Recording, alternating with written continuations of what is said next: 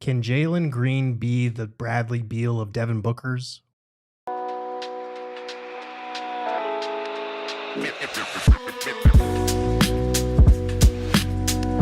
Back to okay, we're gonna do that again. We're doing it again. We're doing it again. We're doing it again. We're doing it again. From the top. We're doing it again. Run it back. Run it back. You get one do-over in cold opens. One do-over. Can Jalen Green be the Devin Booker of Bradley Beal's, or is he the Bradley Booker of Devin Booker's? Bring it back. Bring it back. No, it's too late. No, the moment has passed. All right, hit the countdown.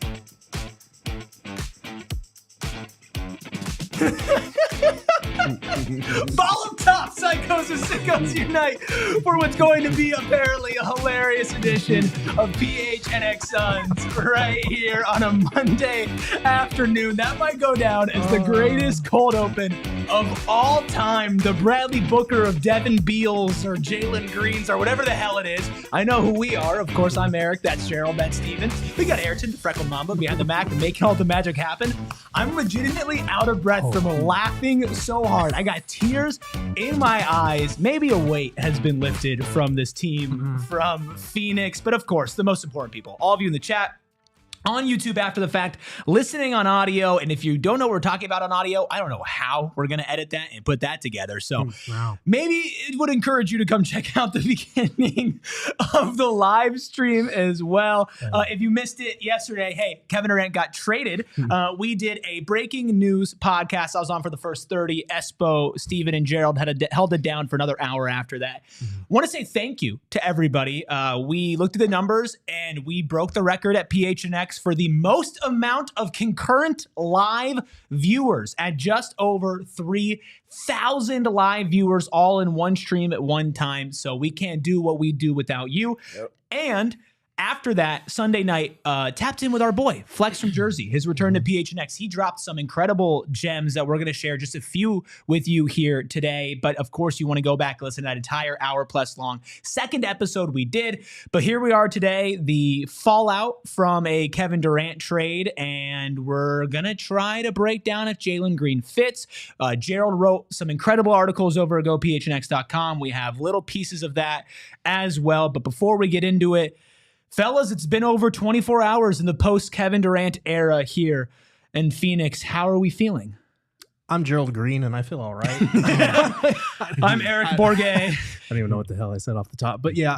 We're going to have to run that back for sure. It's still not great in my book. It's not as disastrous as some people have made it out to be, and we're going to get into some of the reasons why and some of the things that might be coming next on today's show. Based on intel from me, from Flex, from all over the place. But I still feel pretty bad about not getting a Jabari Smith Jr., a Reed Shepherd, even a Cam Whitmore in the deal. Only one first-round pick with those guys off limits still kind of hurts, but it's very interesting the way that this deal came to be, and it's also worth noting that this deal can still change leading up to July 6th because it cannot be made official until July 6th. And it's kind of interesting that the Suns missing the playoffs. I don't know if you guys saw this, but because the Suns missed the playoffs, an incentive that was in Dillon Brooks's contract that was likely if they made the playoffs was changed to unlikely, shed $1 million. And that's the reason why this deal actually works straight up with Dillon Brooks and Jalen Green. So I guess you can thank the miserable season the Suns had once again for why this trade is going down. Woo! But yeah, I don't feel great about it, but I don't feel terrible about it either. Steven, where are you kind of at now that we're 24 hours out? Yeah, I feel like I still can't believe that the Suns were allowing for Houston to get this deal across the finish line without one of their young wing prospects. Yeah. I felt like going into it, there was no way that the deal would get done with Houston if that wasn't the case. And I was wrong. Yeah, same. I was severely wrong. I thought at worst they would just get at least Tari. But, you know, they came away with nothing but Brooks and Green. So here we are talking about that. People are way too Debbie Downer for me. And this is not the first time, newsflash, it's not the first time you heard me say that with the Suns group in particular for how reactionary fans are to things. But Jalen Green is going to be good. He's going to be really good, I think. He might not necessarily be good enough to make this trade make the most sense because it will never make enough sense to not have one of those young wings involved. But I think the prospects of him with Booker and the opportunity to learn from Booker in multiple respects are a couple of things I'm going to be diving into today. Yeah, I'm really excited. We have some great stats that Gerald has compiled. Obviously, Steven's going to bring us a full basketball breakdown and a Steven study that's going to be coming to you sometime in the next week or so. We're going to have you covered on all sorts of different ends. Listen, I'll be honest. I was a Debbie Downer. And shockingly enough, I talked to Optimus Flex last night, and I feel a little bit better after talking to him. And I still think that there's a very difficult path forward for the Suns. But what I'm happy about is that we're on the path, right? And this is behind us. Obviously, that the trade cannot be done until July 6th. So there are some things that can change and move in pieces, and we'll get into that here in a second. There are other trades even beyond this, though, that the Suns could be targeting. And before we get into what Jalen Green can do on the Suns, it's about who else is going to be with Jalen Green, Devin Booker, Dillon Brooks. Because to me, if this is the roster you're rolling out there, you know, it's pretty unfortunate, right? Like, I don't believe in it. But the second round picks and stuff, there's some maneuverability. One of the clips I want to share with everybody from my conversation with Flex from last night, where he was talking about how this is not the only deal that the Suns have been canvassing, and specifically why they opted to get 5 second-round picks. The Suns were not only talking to teams about the KD trade, but they were lining up other things, okay? Which is interesting as to why 5 second-round picks, right? I'm very intrigued by that because I think I have information that tells me there's a very good reason why they were shooting for the 5 second-round picks, right? I'm not going to press you, Flex, but is that something you could share right now, or is that something not yet? Yeah, I'll tell you this. There was a chance the Suns could have got another first, okay? And they opted for 5 seconds, okay? They said, hold the first, give me 5 seconds. Okay, so you got 3. I believe you have 3 first-round picks and 8 second-round picks going forward. You got teams that are interested in Brad Beal. Okay, there are teams interested in Brad Beal, man. I'm going to say this right here on the show, and you can clip this and bring it back. I'm going. I do not believe Brad Beal is getting bought out. I believe there is a deal that the Suns can make that will get Brad Beal off this roster. Wow. I believe there are a couple things that have happened to some particular teams.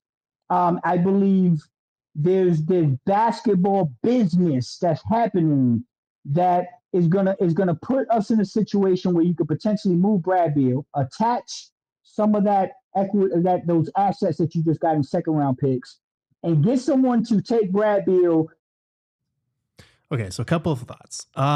If you are turning down a first-round pick for 5 seconds, you sure as hell better have a good move lined up with those second-round picks. Agreed. Because there's just no way to spin that as a positive for me, unless there's some reason that we don't yet understand in terms of a subsequent deal that you have lined up. So that part worries me a little bit.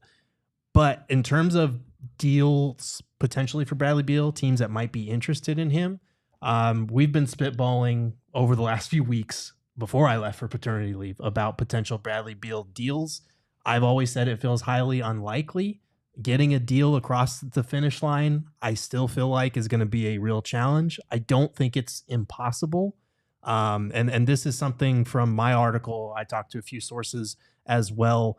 The writing is obviously on the wall for Bradley Beal in terms of bringing Jalen Green in here. Jalen Green they like the fit with Jalen Green and Devin Booker. He's going to be starting over Beal. So now you're in a situation where Beal, you're probably going to be going to the bench again. And they already benched him last year. We knew that they wanted to trade him, wanted to get off his contract. I said in my article, don't be surprised if talks of a buyout resurface. It seems unlikely that they can trade him, but the key word there is seems, because on the outside, a lot of people would not guess that Bradley Beal could be traded. We've been saying this for a while on the show. I think Gambo's been saying the same. There's a very little % chance that Bradley Beal is back on the roster. And if it is, there is the Suns' nuclear option where they say, okay, take a seat on the bench, enjoy your paycheck, but you're not going to play. And I don't know that Bradley Beal would be okay with that. It's the nuclear option. It's the toxic option for sure. But there is a way out through this forest if they want to get off his contract. And honestly, if they buy him out and stretch and waive him, which, if they can't do a trade, he can make up some of that money on the market with a new deal, with a new 2 or 3 year deal. So it's not as implausible as it seems that Bradley Beal is not on the roster next year. Yeah, I know. Ever since the news surfaced that I think it was Gamble that was saying that he doesn't believe that there's any chance that he'll be back, and then you doubled down and spoke with a source and said that you also believe the very same, and you heard the same. I'm gonna say 5% chance. 5%. Okay, 5% chance to be specific. So if you clip it, Gerald is you clip packing that up part Bradley too. Beal's closet in his off I am time. not doing that. Sorry, Brad. That being said, though, I won't hang here too long, and like I said, but it feels like the writing is on the wall. Mm-hmm. And I think that if they are intentional with the detailing of how they go about making that happen, you're not going to get, if this is what you got for Kevin Durant, the bar should be significantly lower for what you might potentially get in return for Bradley Beal.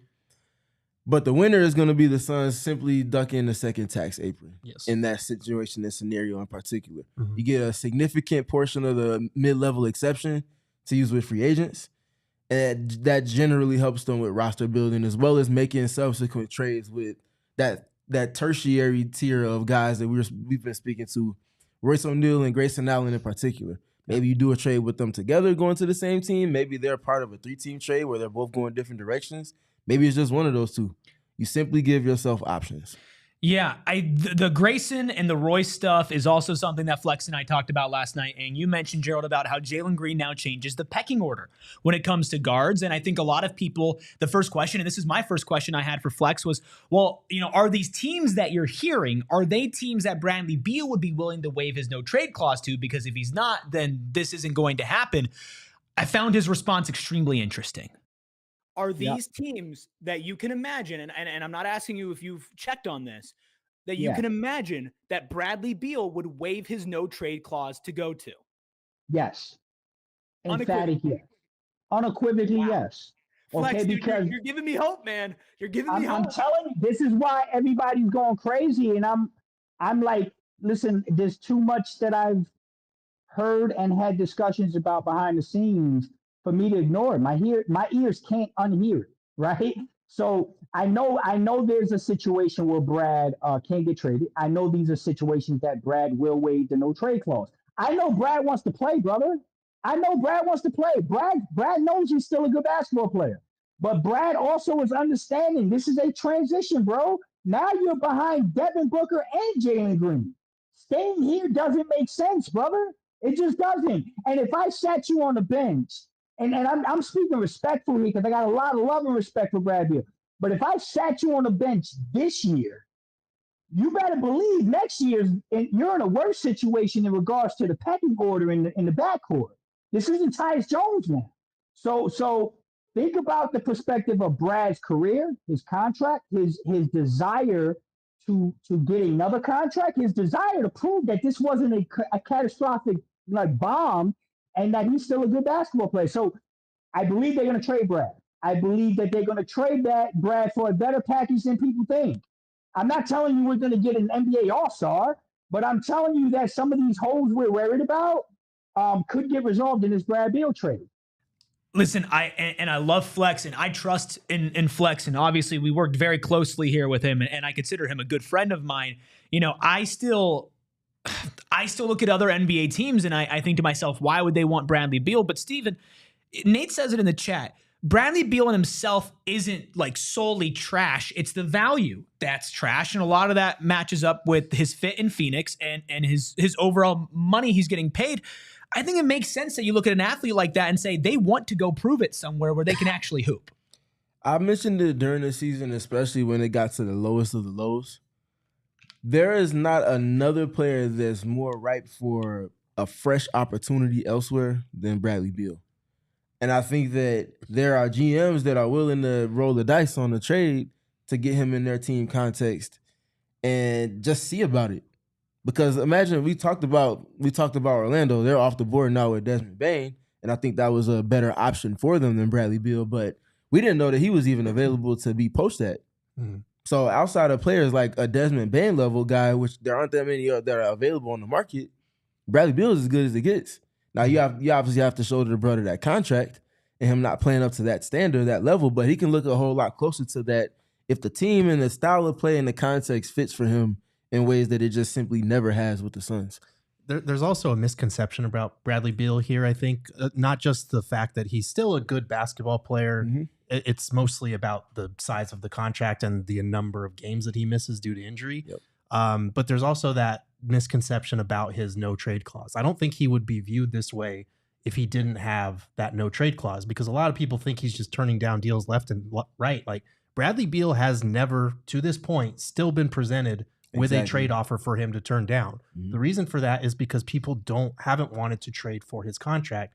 And so if that changes this summer, I don't think Bradley Beal would be opposed to going somewhere else at this point. I think he sees the writing on the wall. I think he knows, even before the Jalen Green trade, how they feel about him, that they don't align, to use the buzzword. So I think he would be open if a team was willing to trade for him to waive that no trade clause, because again, he has not been presented with a deal for him to turn down. He has not enacted that no trade clause at any point. I think both sides understand that like this is not working. As much as he and his family like living here, depending on the situations, depending on the team, I think he would be open to going somewhere else if the right deal presented itself. I also wonder, and this is actually something interesting. I was talking to some of the people here in the office, and it was Bo from PHNX Cardinals goes, well, if Bradley Beal gets bought out, why am I as a team going to give up any sort of asset for him when I could maybe just sign him for the minimum? And I think that is something that goes not in favor of what Flex is saying. And I'm not saying that what he's hearing is wrong or what he's reporting is wrong, but I just think that, and I talked about this with him where it's like you can hear things and it could be 100% true, and then something can change a week and a half later, and it's like, okay, well, it changed, right? So I don't want people to be like, oh, well, Flex said this on June 22nd and it's July 15th and something different happened. Like, it's a month, right? Yeah. Like, things can change. But I do think the fact that we hear some chatter, and there are some people in here saying Gambo is confirming that, and that he's heard some teams might be interested in Beal. And for Beal specifically, listen, he's making a lot of money right now. You know, guys who make a lot of money in the NBA or just in general, you know what they like to keep doing for their life? Signing big contracts, make lots of money. I know that he can make more if he, or make up some of the money he loses if he signs a contract after being cut. Bradley Beal is not 45 years old. Bradley Beal wants to be in this league for the next, 5 to 7 years, right? And make good money and be a contributor, right? So do I love his fit in Phoenix? No. Do I think his total loss as a player? No, but I do think here in Phoenix, it's a total loss for him. So we'll continue to monitor the Bradley Beal situation. I promise you there's a lot of Bradley Beal talk. I personally am not expecting Jalen Green, Bradley Beal, and Devin Booker to be on the same roster in October when this season starts. But there are a lot of other things with this team, Gerald, and a lot of other details that you shared in your article over at gophnx.com. A lot for us to dive into. So what we're going to do here is we're going to take a break. We're going to come back. We're going to share more from your article, and then we're going to get into stats and actual basketball talk. How nice is that going to be, guys? Actual basketball talk about Jalen Green and Devin Booker, because at the end of the day, that's that main core that's coming back for Kevin Durant, and that's what the Suns are reportedly, according to you and many other sources, Gerald, putting their foot down on. Like, this is going to be our backcourt. So we're going to unpack all of that. Don't go anywhere right after this break. Oh, it's so hot outside. I went up north yesterday, of all days. I turned around from Prescott, did the show, then went back up there. It was like 80 degrees, right? I spent so much time outside. It was beautiful, but you can't do that out here unless you've got the right type of patio. And that's why All Pro Shade Concepts is here for you to extend your outdoor living space with the best roll-down patio shades to block out the sun that keeps your patio up to 20 degrees cooler. It was 20 degrees cooler in Prescott yesterday, and you can get Prescott in your backyard with All Pro Shade Concepts. How about that for a tagline? Baby, I'm talking hundreds of colors and durable fabrics to withstand the AZ Heat. You can work with your HOA for approvals, and you can trust them, which is the most important thing. Voted #1 by ranking Arizona for patio shades in 2024, A+ Better Business Bureau ranking, and of course, over 1,000 5-star reviews on Google. Call 623-204-1476 or visit allproshadyconcepts.com right now to schedule your free estimate. And from now until July 31st, you're coming up on almost a month, right? This has been going on for a couple weeks now, and if you've not been getting your double rewards with Mountain America Credit Union, you've been missing out. Gerald, you're buying lots of diapers. You want to get double points on those diapers. For other people, maybe they're buying gas, groceries, travel, home projects, any other purchases. Maybe you're buying a bunch of Kevin Durant Houston Rockets cards so you can try to sell them when they win a championship. I don't know. I don't know what you spend your money on, but I know that you can get double rewards with Mountain America Credit Union's reward credit card purchases from now until July 31st. And you can redeem those double points for rewards like travel rebates, gift cards, and event tickets. It's literally free money by spending money in a world where it's very easy to spend money and very hard to get some of that back to you. Take advantage while you can. It's a limited time only. Details are at macu.com/double. Loans on approved credit. Offers can change or be withdrawn at any time. It's a limited time offer. Terms and conditions apply from now until July 31st. 2 times the amount of points on rewards credit cards over at Mountain America Credit Union. Shout out to everybody in the chat. I'm seeing some new faces as well. I've got a Hawks troll in here that was on the ASU show that was trolling me too.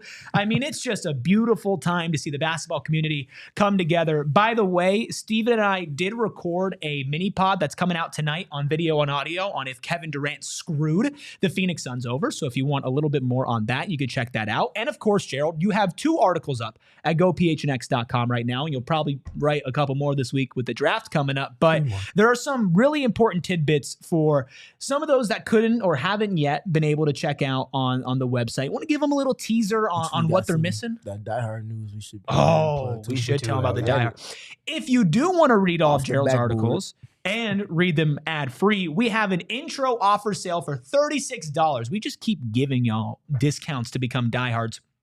I will say this, there is no better place to talk Suns basketball than our diehard Discord. It's been absolutely popping. I want to give credit to everybody in there. Plus, I've been doing these like really random, like when I just have time at night, little live streams in Discord and talking to all of the Suns fans. And we were talking about Kevin Durant stuff.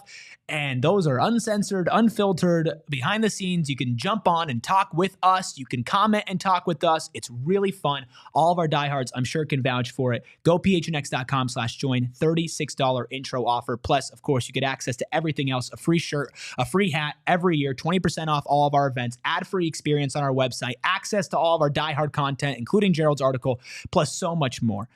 But Gerald, real quick, you already get more than $80 worth of access to stuff that's not fully accessible to the public as is. That value on return for $36, you can really be unbothered with that. 36 unbothered. You know what, man? We love that. There you go. If you think that the Suns got fleeced for Kevin Durant, maybe you can fleece us and get a diehard offer for $36. Gerald, I am just chomping at the bit to share some of these bits from your article with these wonderful people who are joining us. What are they missing if they're not tapping in over at gophnx.com? Yeah, so I mean, unfortunately, this article was free for everyone to read. But not all of them, though. But not all of them. The Jalen Green one that we're going to talk about in a little bit is not. Again, $3 a month. And you also get the ALLCITY draft guide, which is going to be helpful for tomorrow. They did a great job with that. But for some tidbits for what we should be expecting for the Suns moving forward, because I know a lot of people have questions about, okay, we traded KD finally. What is next? For starters, like for people that are complaining about the return, I totally understand it. I was underwhelmed by it as well. But the offers just weren't there. Based on what I heard from sources, the market was not robust for Kevin Durant.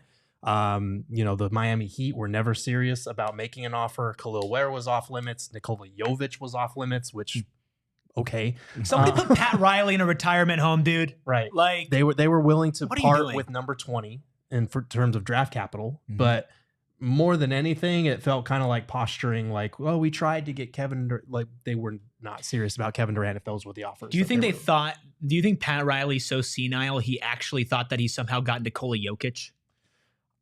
Maybe he must, because I don't understand keeping Jovic off limits for Kevin Durant, but that's neither here nor there. A lot of the offers just weren't coming in for Kevin Durant. So the Suns Rockets trade came about in that way.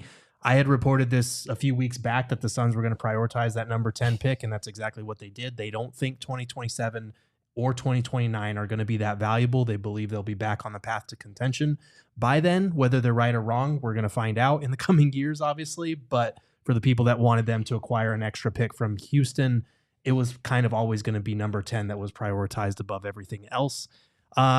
Moving forward, like now that the Suns have 4 draft picks in the upcoming draft at number 10, 29, 52, and 59, their approach to the draft night is going to be coming out of it with 2 to 3 players who can make their roster for the upcoming season, which is kind of a stark departure from where they were like a year ago, if you think about it, because last year they added 2 rookies that made their roster. Now they're looking to add 2 or 3 more with those 4 picks. That means that probably you're looking at packaging, maybe moving up or down, depending on who's available, depending on what deals present themselves. But they are going to be targeting size in the draft. They're going to be targeting the center. They're going to be targeting, 6'8", 6'9", wing/power forward types that can bring some size to this lineup, because they do like Nick Richards. He's most likely going to have his contract guaranteed. He's going to be back on the roster next season, most likely. But we kind of know he's more of a fringe starter, a guy who, okay, if we can't plug in that center spot with someone better, he's kind of our fallback option. But I think we can all agree he's probably more of a backup at this point. So that's kind of where we're at with the center position. In terms of salary type stuff, they're certainly going to decline Vasa Micic's deal unless they need it to facilitate a trade in some way, which feels unlikely. Cody Martin, Denver. Yes. Cody Martin could be another cap casualty. His contract is non-guaranteed. I think it's like $8.7 million. But they do like Cody Martin, so they're not going to do it unless they have a purpose for it. But for those of you who are keeping track of the tax aprons, getting rid of their $16+ million really helps for that. So those are some of the things from the article, some of the biggest takeaways.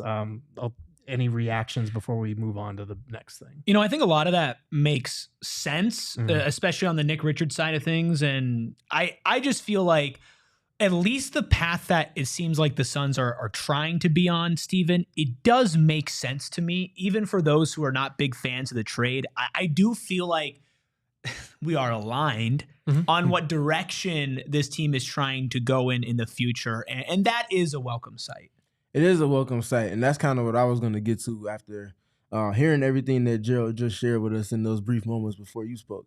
It feels like they have a plan of attack, and it feels like they're aligning with that incrementally, step by step, decision by decision, or at least in prospect of decision by decision. So their work is still cut out for them, but I think so far they've laid a decent foundation for what it is that they're trying to get to.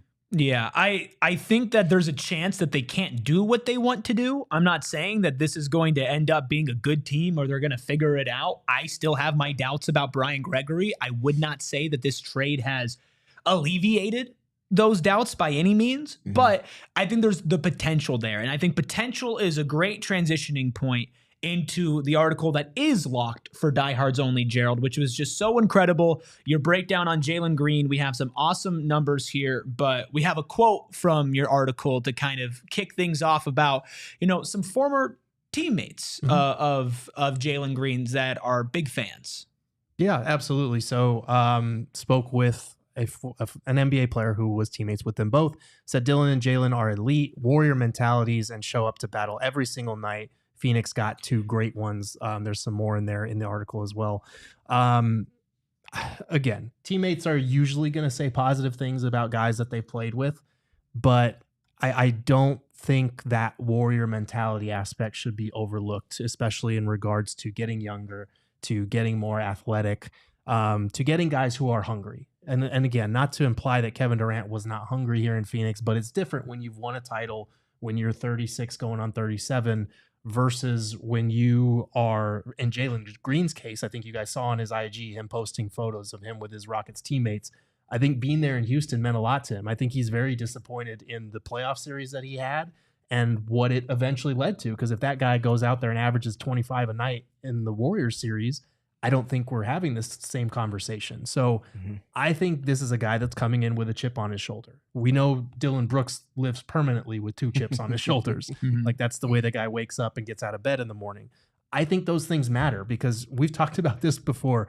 The Suns have lacked swagger. They have lacked those dogs to put around Devin Booker. They have lacked those gritty, defensive-minded players. And not to sound like I'm spewing Matt Ishbia and Brian Gregory talk right now, but those are all the things that they've been talking about. And those are all the things that we've been saying for years now. They've been missing since like the 64-win teams. So I think that Jalen Green, we're going to get into the specifics of his game, and there are a lot of areas for improvement. We'll put it that way. But I do think that part matters in this discussion. Yeah, I definitely like the fact that they seem hungry and ready to prove. Again, you could be hungry, ready to prove. Is the basketball fit there? You know, we're going to dive into that. But one thing is for certain, Gerald, is that the Suns like Jalen Green. Like, this is not something where, you know, we feel like Jalen Green's going to be rerouted to another team. And that's also part of what you shared in your article. So before we get into a game, let's just reassure people that there's a reason why we're actually going to talk about his fit with Devin Booker. Yeah, so I mean, I think Gambo had this first. I had multiple Suns sources confirm this as well. The Suns do like Jalen Green. I don't think he's going anywhere. Again, this could be posturing, but a source confirmed the Suns plan to keep him. And multiple sources said they feel good about the backcourt fit of Booker and Green. I don't feel as good about it as the Suns do personally, and we'll dive into that. But it's worth noting this trade can expand. It can change before July 6th when it becomes official. But as of right now, the plan is to keep both of those guys. Steven, I think out of a lot of the people that I've talked to and that I've heard talk about this trade, I think that on the spectrum you scale a little more positive. And it's funny because the big negative, and this is one that I'm on too, is, okay, well, the basketball fit I don't love. But you are a guy who is not looking at the extracurriculars, like you're looking at the game. So why is it that you feel a little bit more confident that there is something that can work with a Jalen Green, Devin Booker backcourt? First of all, I could give a dissertation on the answer to that. And you will for a Steven study eventually, for sure. Yes. But I think we start with context. I'm Mr. Context. I always mention context. It gets ignored entirely too much when evaluating players. You can't do the job earnestly if you're not applying the context. You look at what he wasn't good at with Houston last season and what he had to shoulder the brunt of.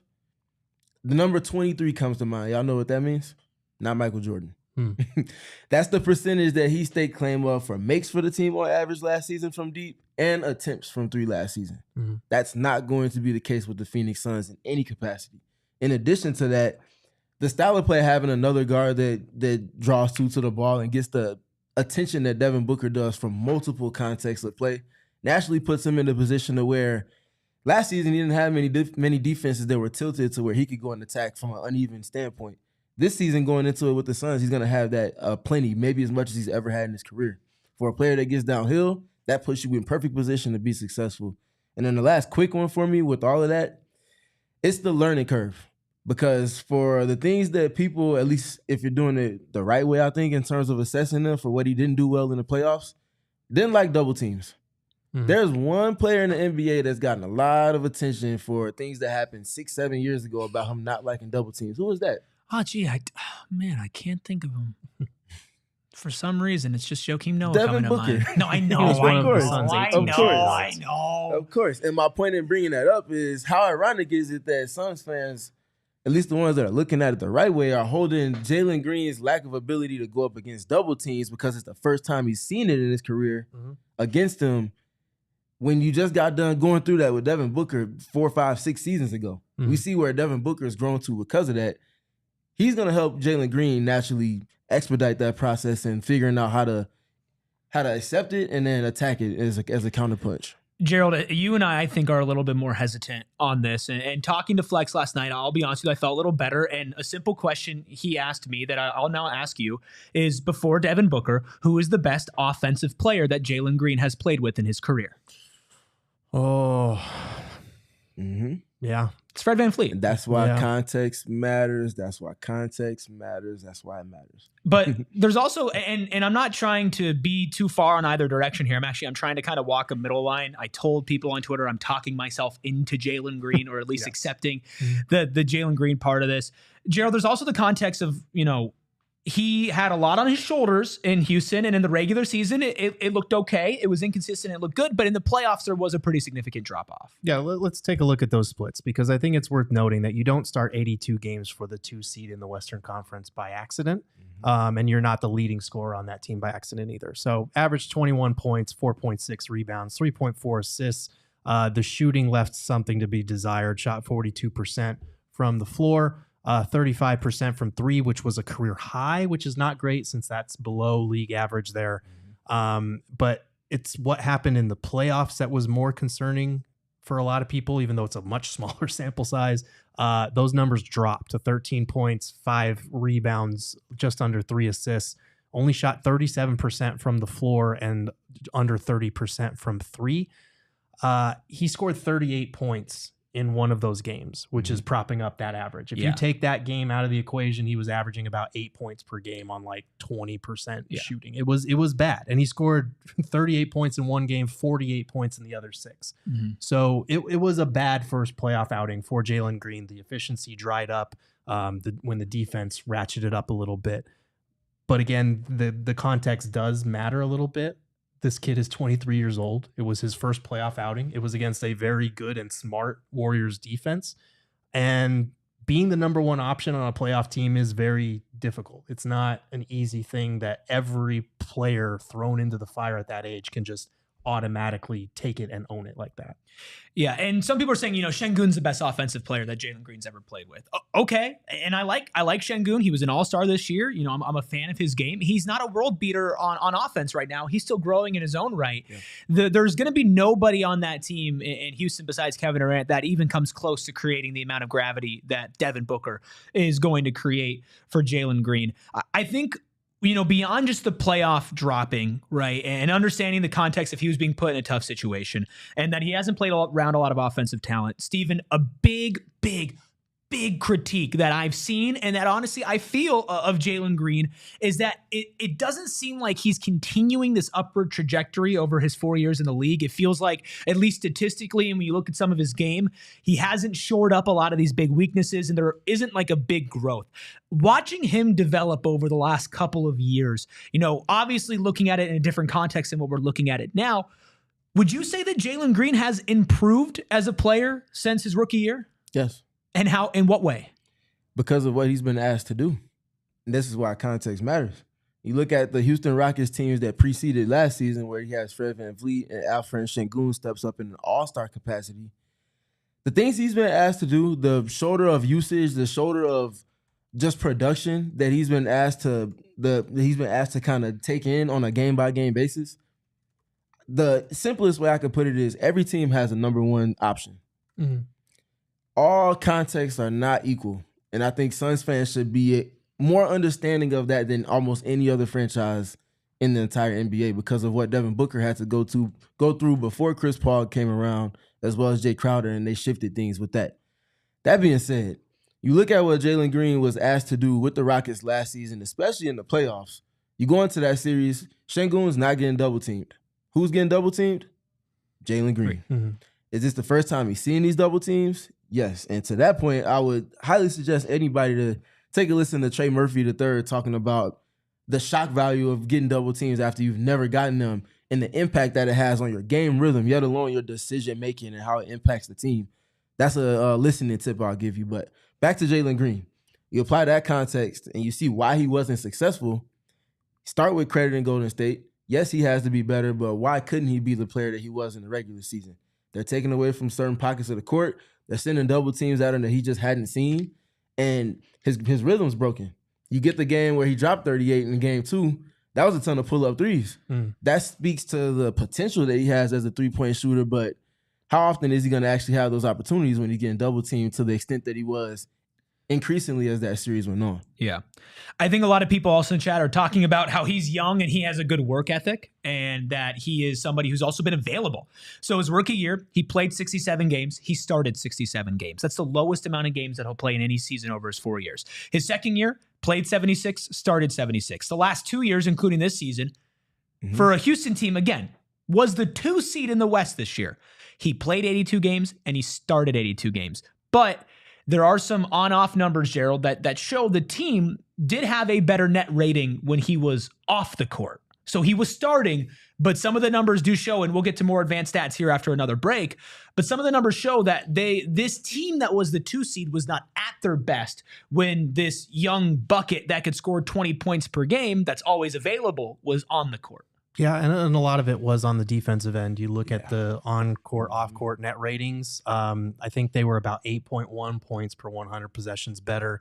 When he was off the court, 7.8 of those 8.1 were on the defensive end. They were about 8 points better with him off on the defensive end. And that matters for the second best defense in the NBA. And we'll get into some of those struggles defensively, some of the weaknesses, et cetera. But that's something to keep an eye on, because when we look at the construct of the Suns moving forward, I think with the amount of shooting guards that this team has, I don't know that you're going to target or find a starting caliber point guard to put next to Devin Booker and put him back in his true position at the 2. You are looking at a bunch of combo guards so that those 2 guys can kind of alternate on or off the ball. And we'll get into where Jalen Green fits in with all that as well.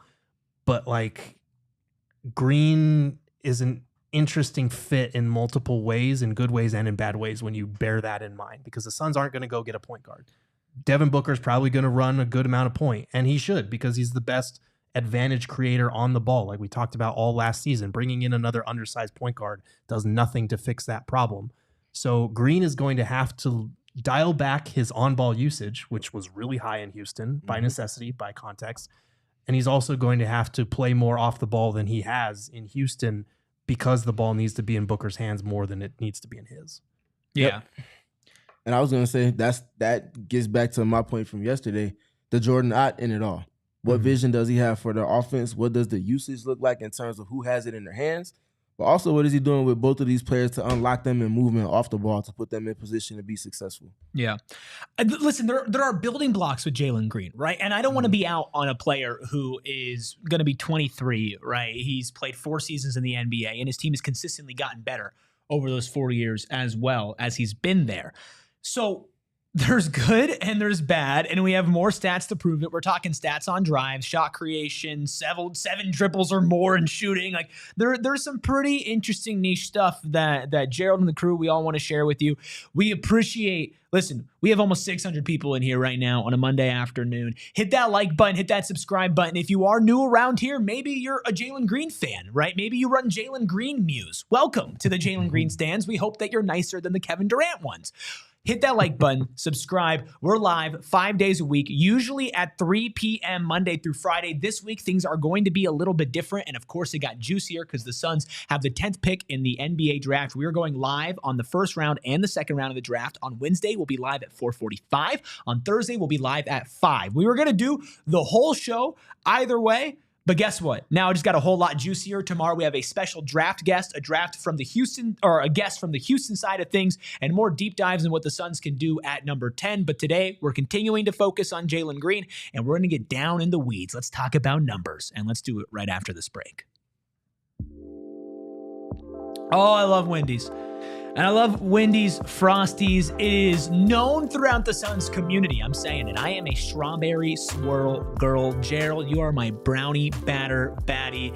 And Steven, I'll leave you alone. I'll leave it alone, okay? Because I don't need you shaking your head at me and ruining my vibes when I'm thinking about getting one of the new Frosty flavors from Wendy's, whether it's an all-new Frosty Swirl or an all-new Frosty Fusion. Listen, it's like Wendy's is like when OKC now has 2 first-round picks in this draft. It's like you don't need that, but you went and you did it anyway. Like the Frosties were already generational, right? Generational run for the OG Frosties. And now they're just making it better. I'm talking a caramel crunch, an Oreo brownie, and a Pop-Tart strawberry fusion. Are you kidding me? Pop-Tart strawberry in a Frosty? Or maybe you just want to get a little swirl in there, a little caramel, a little fudge, whatever it might be, whatever flavor you're craving. The odds are Wendy's has a Frosty for it. Clock in for sweet treat time anytime, including midnight or later with Wendy's all new Frosty flavors. A refresh on a classic, Gerald, it's gotta be Wendy's. At participating U.S. Wendy's, hours may vary by location.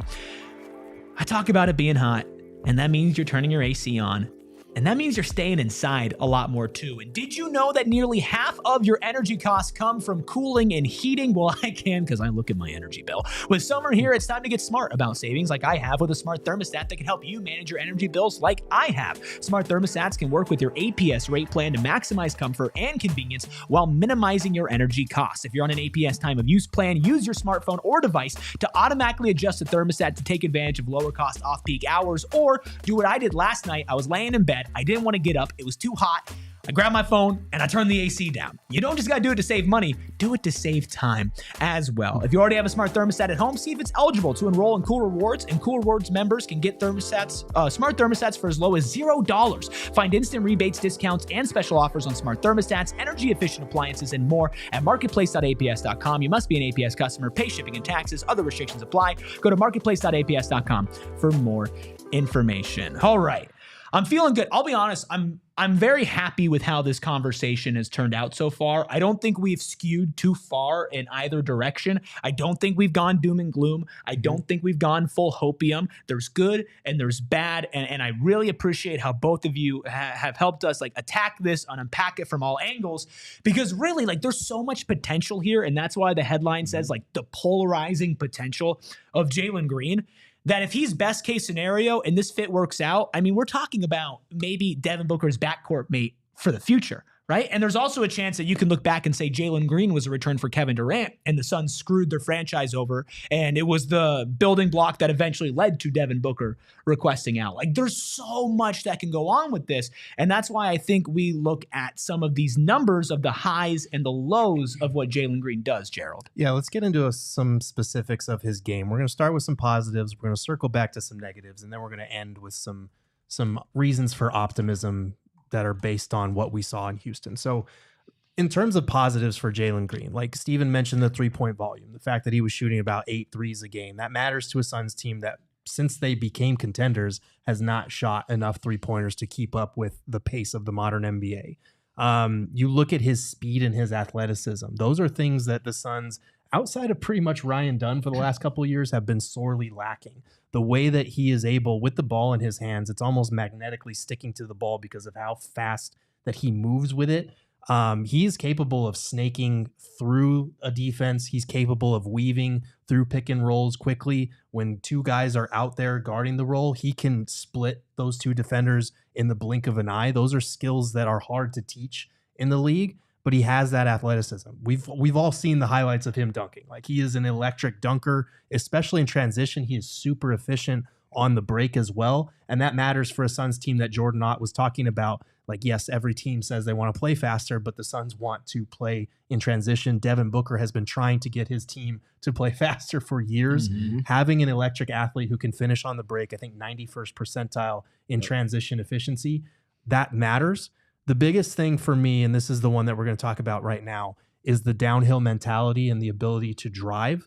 Devin Booker was kind of the only guy on the Suns that was capable of that. So last year, Jalen Green ranked 14th in total drives. I think Devin Booker was top 10.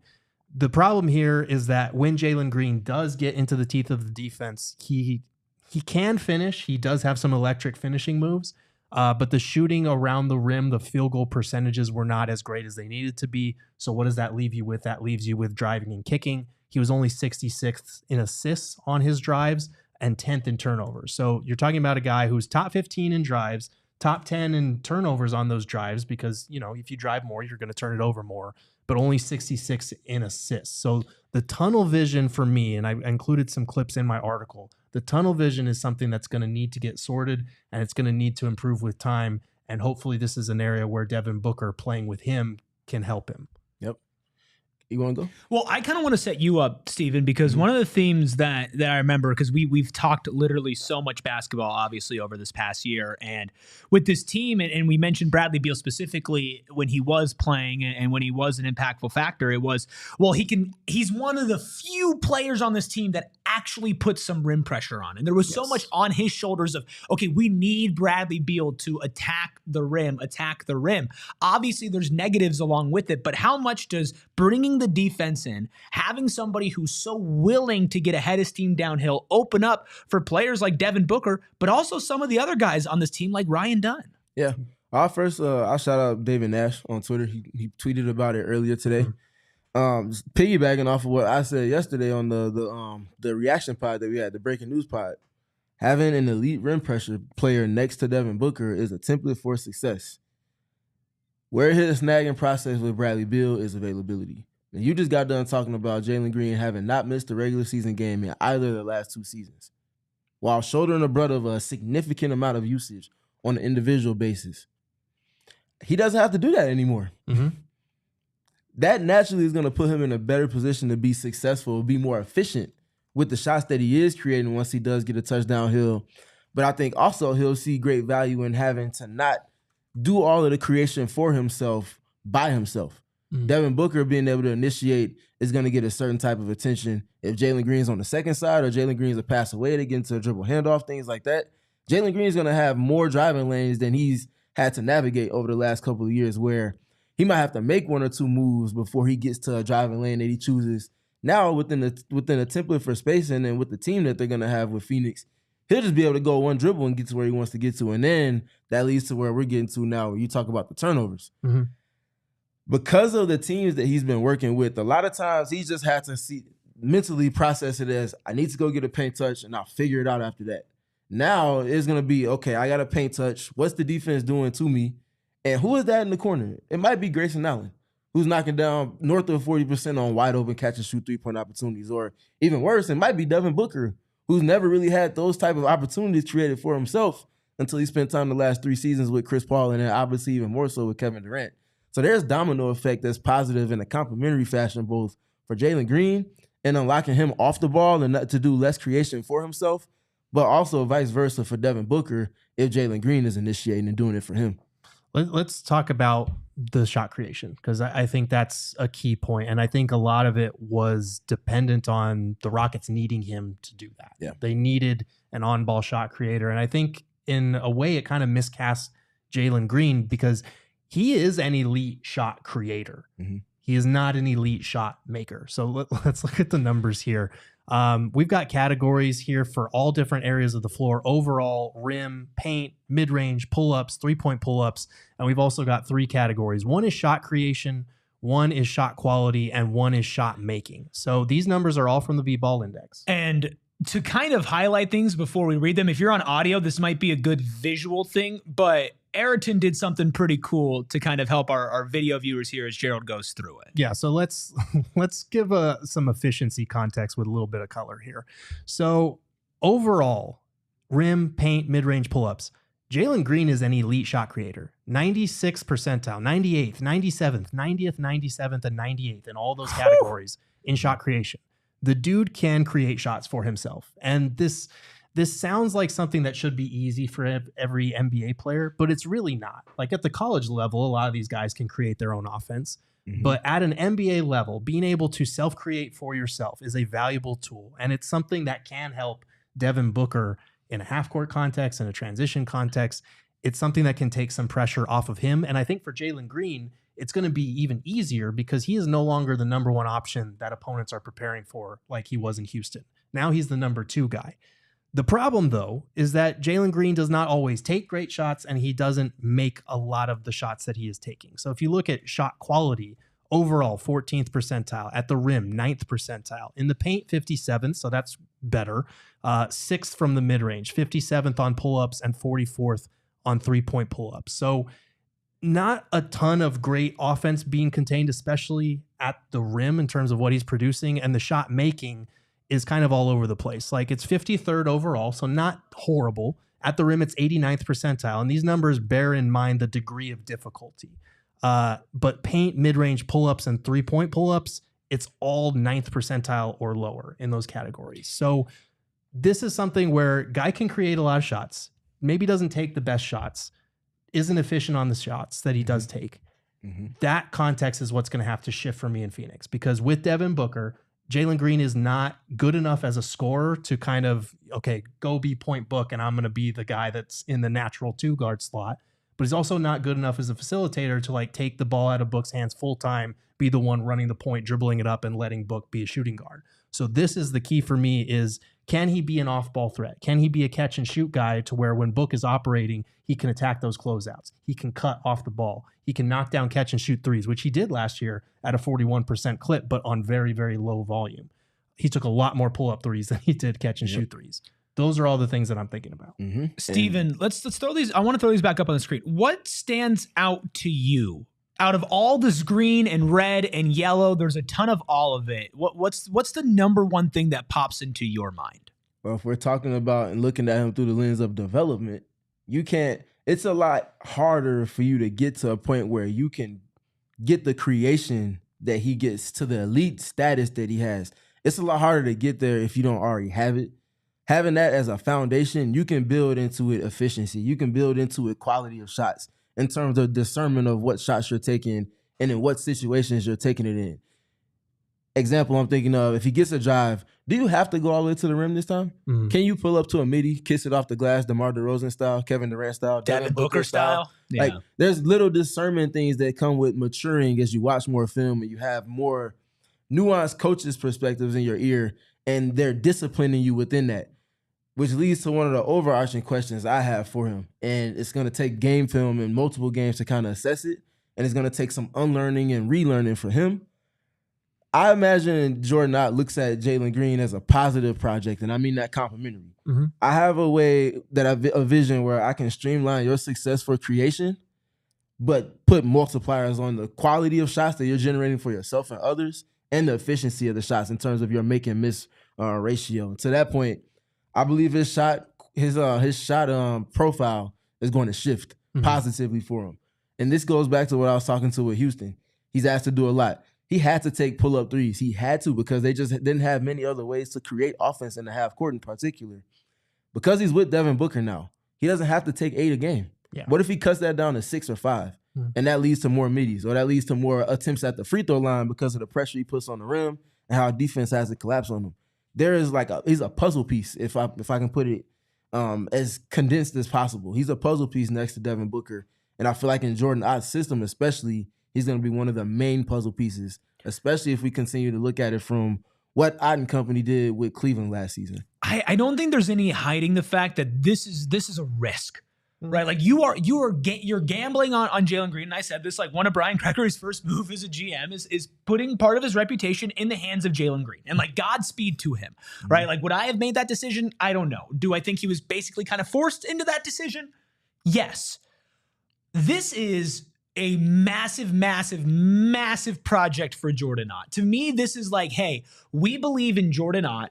We hired this guy. We think player development-wise, he's done really well. Flex made the comparison yesterday of the Cavaliers having Donovan Mitchell and Darius Garland. Now, I pushed back on that and saying, well, Darius Garland is more of a pass-first guard, and Donovan Mitchell is more of a scorer. Plus, defensively, they have two of the best interior defenders and the best defender in the NBA last season, per the voting, and Defensive Player of the Year, Evan Mobley.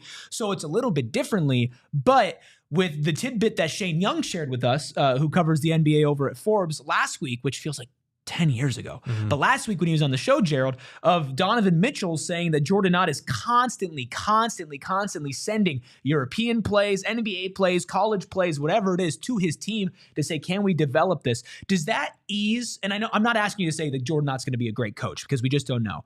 But in theory, does that ease your worry about this risk a little bit? Definitely. And I think one thing that stood out to me during his introductory press conference, especially in conjunction now with this Jalen Green acquisition, is that, you know, they're going to lean into the cutting that we saw with the Cleveland Cavaliers, something that we didn't see as much from the Suns. They're going to lean into motion and movement.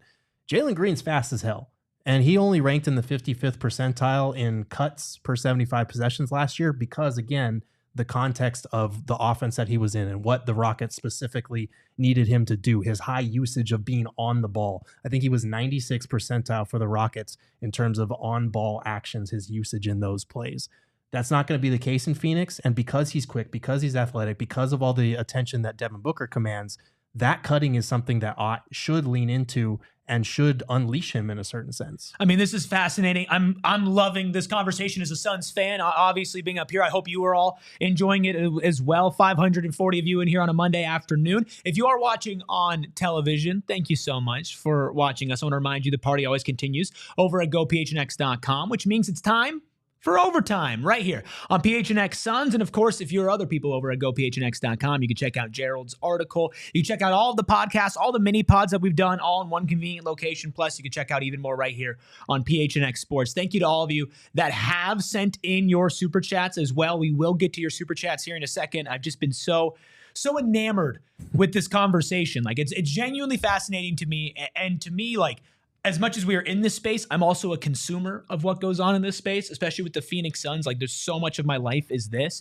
And it really just does feel like there's been not a lot of nuanced conversation. And I'm not trying to pat us on the back at all, but like, I do feel like this might be the most nuanced breakdown of the good and the bad of Jalen Green. And there are some interesting other statistics that you're able to pull, Gerald. Yeah, this one was kind of my favorite one because I think Green was like 96th percentile in ISO frequency and only 44th percent in one-on-one scoring rate there. So that approach is something that's going to have to change. There's going to have to be a mental shift with the new personnel he's playing with the new team, the new system, all of that.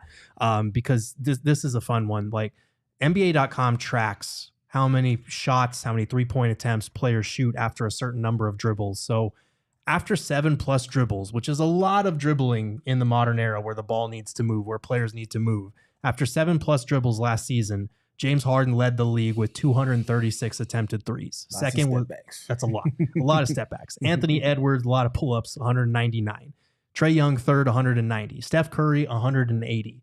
Jalen Green was the unexpected number 5 in the NBA in this category, which is something that's going to have to change in Phoenix. Mm-hmm. Like, it's just, you just can't have Jalen Green dribbling 7+ times and launching threes, especially if he's a 35% shooter.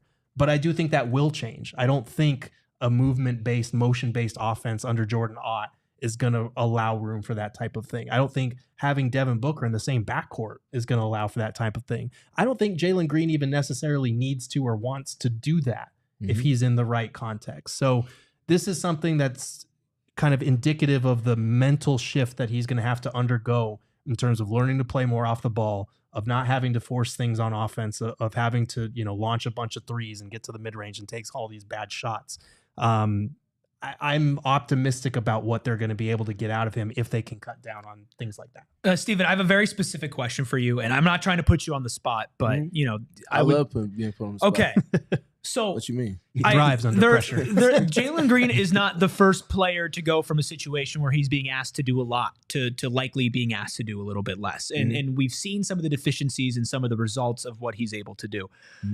How important is it for a player that's this young to kind of be thrown into the fire the way that he has, to have the experience of shooting these pull-ups off 7+ dribbles, even if the results isn't there, to have the experience of the double teams thrown at him and all the stuff he's had to go through in Houston? How much can that help him when he's now being put in a position where his role will most likely be a little bit more simplified going forward? It's everything. It's literally everything, because his coaching staff that's inheriting him now has ample film from his career best season that was inevitably followed by his first playoff showing, which was inevitably followed by the lowest point of his NBA career. All in one season.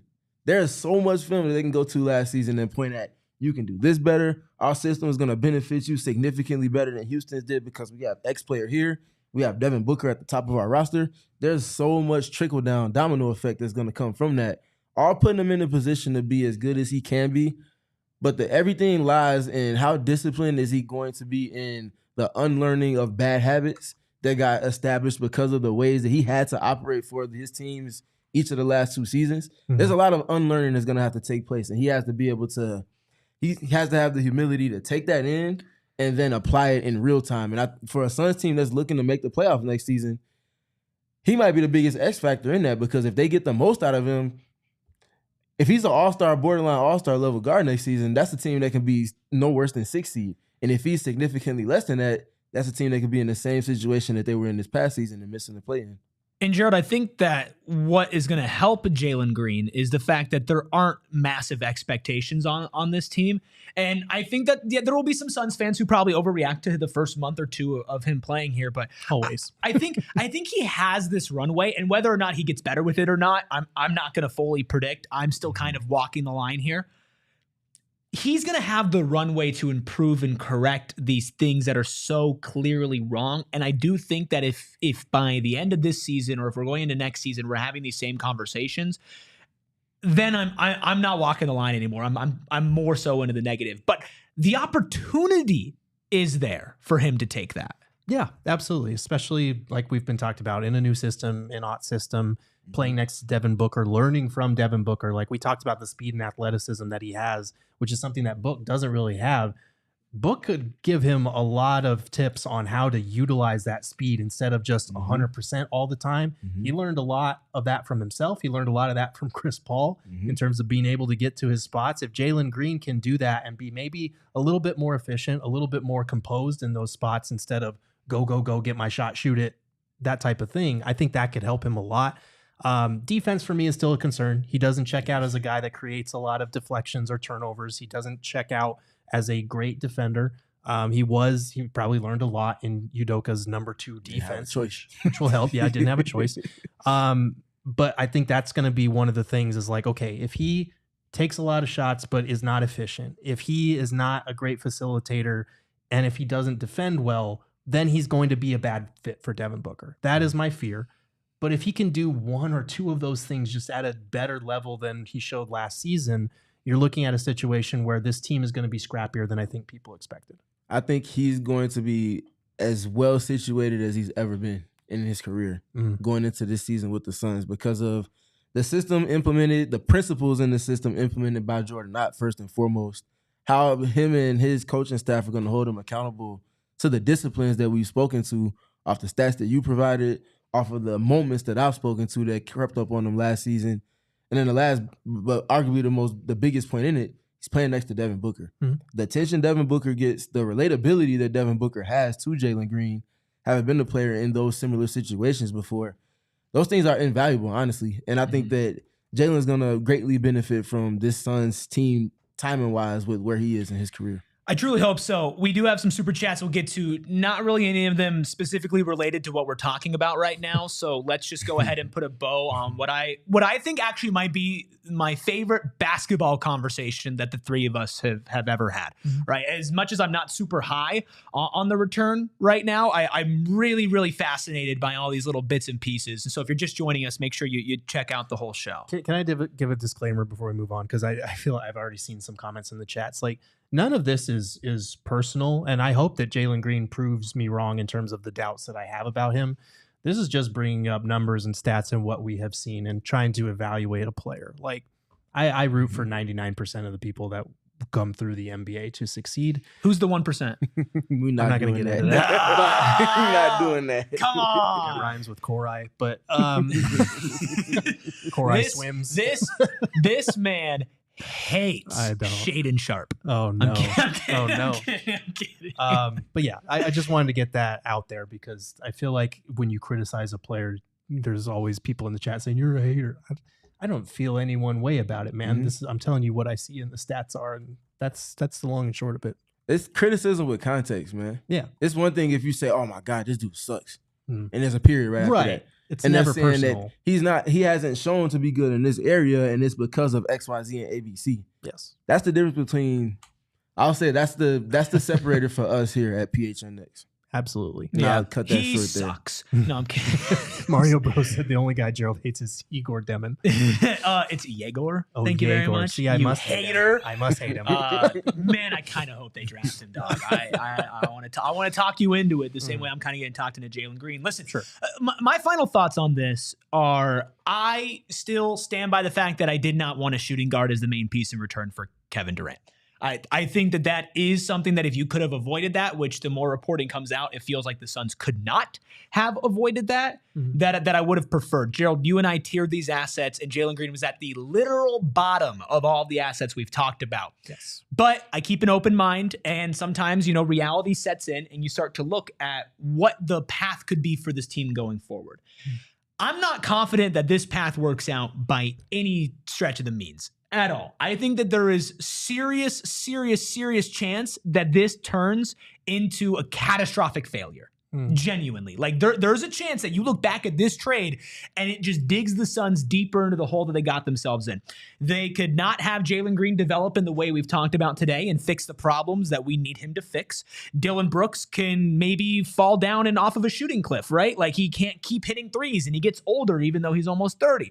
Maybe they whiff on number 10, right? The draft is sort of a crapshoot. Like there are so many different ways that this could end up being awful. But I also am now starting to see the vision of how this could potentially work out. They're going to have to walk this fine line. Jalen Green's going to have to develop. Jordan Ott's going to have to put a system around him. And Brian Gregory is going to have to build the right team. That's a lot of ifs, but these are things that are possible. So I'm excited to see what comes next for this team. Of course, the draft is that big next step that we'll be covering here, and what other free agency moves happen, if there's anything else added on to this trade. So do we have anything else that we want to speak on with Jalen Green before we get to Super Chats? Last thing I'll say, I ain't really talked about him on defense. I don't feel like he's a bad on-ball defender. He leaves something to be desired there, don't get me wrong, but I don't feel like he's like a below average on-ball defender. I think with most young players, and that did not exclude Devin Booker when he was younger, and it creeps up on him now to this day. It's off the ball. How often are you ball watching and you lose where your assignment is and you're able to get backdoored or face cut? Little things like that, I feel like it's discipline. But it's also something that's not different from any other 23-year-old that's walked into the NBA, especially when that shoulders the brunt of their entire offense in multiple contexts. I like Jason, who's a Rockets fan that we've kept around here in chat. He has said multiple times that we all need to stop being reasonable. No. Sorry, Jason. Reasonable and entertaining. That might be the tagline Appreciate you, Jason. to the show. Okay, y'all sound off in the chat. Continue to let us know what you think. Let's read your super chats and get out of here on a Monday afternoon. All right, let's start at the very top with Trevor. Thank you, Trevor. 199 says, Carter Bryant to the Suns. 6'8", plays D and can shoot. If Carter Bryant or Kevin Malawak are there at 10, I will personally sprint to New York and draft them. Malawak will be recording. First. That will be a live show. Okay, Malawak first. Malawak first. Right. Bryant second. I don't think either of them are there at 10. That'll be a live show, right? Yeah, I will be holding my phone running. Paul Pierce, though. Dude, I would get like halfway down there, and That's I'd be what like, we doing. At least Paul was like a city or two away. You got he was walking though. I'm running. The whole map, my dog. I'm running. Yeah, you gotta run through the mountains and everything. I don't think Malawak will be there. I think Carter Bryant could be there. Yeah, I think Bryant will be there, but I'm curious what the Suns value Brian Gregory in particular. How does he value him? I don't think either of those players get back past Toronto at 9. They need a young center to take over from Pirtle after he's done as he continues to age. And you know that Masai Ujiri loves his developmental wings. Ooh, he loves it. Okay, Marwin with a $5 super chat says, Windhorse reported that Durant manipulated value to make sure Houston got him and Houston helped him do so. If so, Durant is trash. Okay, I know you guys recorded a mini pod on this very topic. Yes. Let me get my 2 cents in because please. Did Windhorse ever use that word manipulated? Okay. Because I feel like that's what the aggregated word was. But it felt like what Windhorse was describing was that a couple of destinations were laid before Kevin Durant. He didn't want to go to them. He exercised his right to voice his opinion on that.